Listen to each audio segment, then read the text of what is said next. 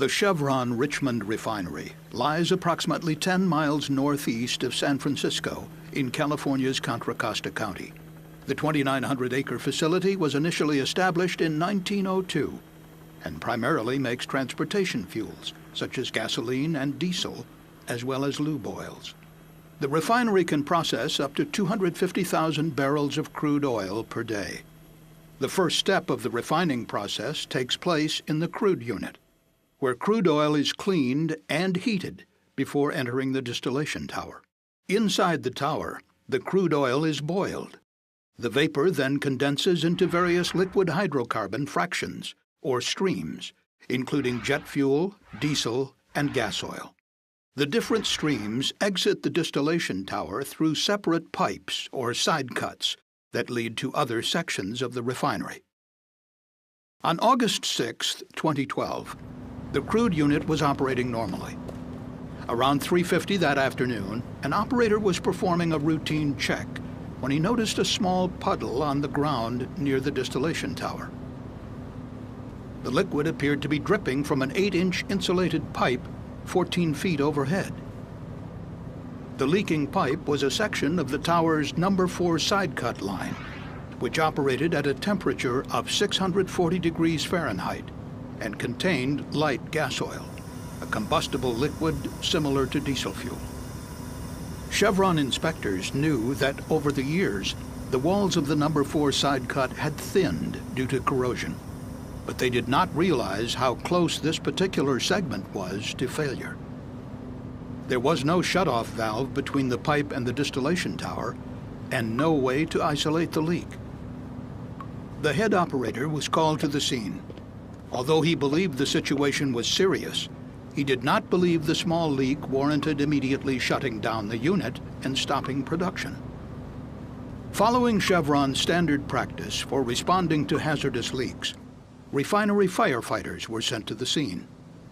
A number of managers, engineers, and technicians gathered there informally to assess the problem.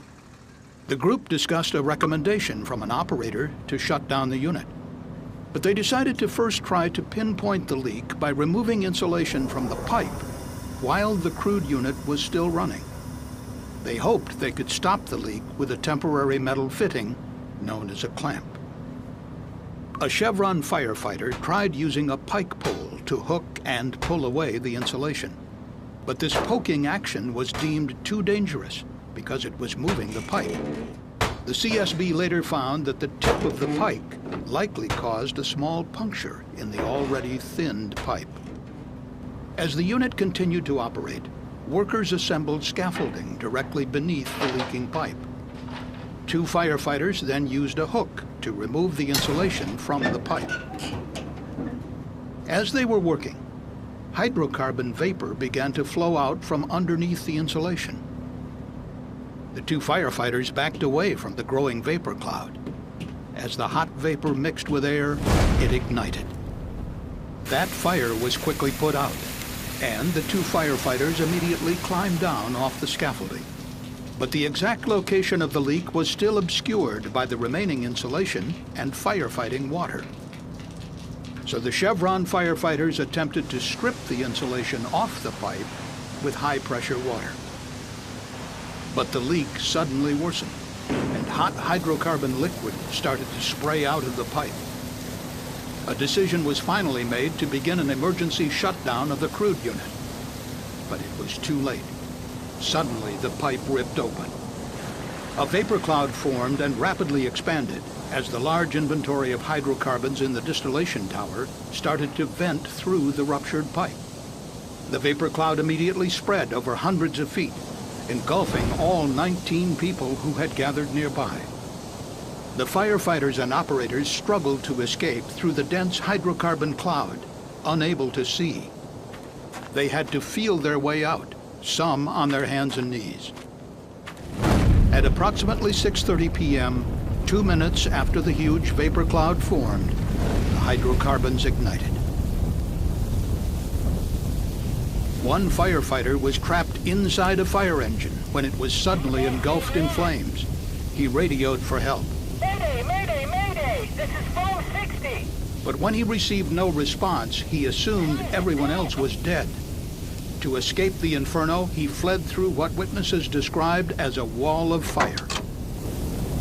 Fortunately, all the workers would eventually flee to safety, and there were no fatalities. The towering white vapor cloud could be seen as far away as San Francisco on the unusually clear August day. After the ignition, a dense plume of black smoke formed and drifted away from the refinery. The fire continued burning for hours. Over the succeeding days, more than 15,000 people sought medical treatment at nearby hospitals for breathing problems and other symptoms. During its investigation, the CSB determined that the carbon steel pipe installed in 1976 had thinned to the point of failure from an effect known as sulfidation corrosion. Carbon steel piping is particularly susceptible to this type of corrosion, which occurs over time when the steel is exposed to sulfur-containing hydrocarbons at high temperatures. Steel piping that happens to be low in the element silicon corrodes especially quickly. The CSB learned that sulfidation corrosion had caused a major failure at Chevrons Refinery in Salt Lake City, Utah, in 2002. Chevron then performed an enhanced inspection of the No. 4 side-cut pipe at the Richmond Refinery. It revealed accelerated thinning in the piping section that would ultimately fail in 2012. Replacement was recommended, but this did not occur, and the section of piping was never inspected again. In 2009, Chevron experts recommended that every segment of high-risk carbon steel piping be inspected for corrosion. However, this was not done.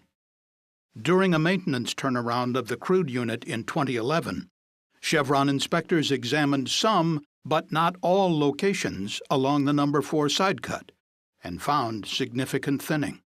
Some sections were replaced, but managers decided that the line was thick enough to stay in service and that an overall replacement could wait up to 5 more years.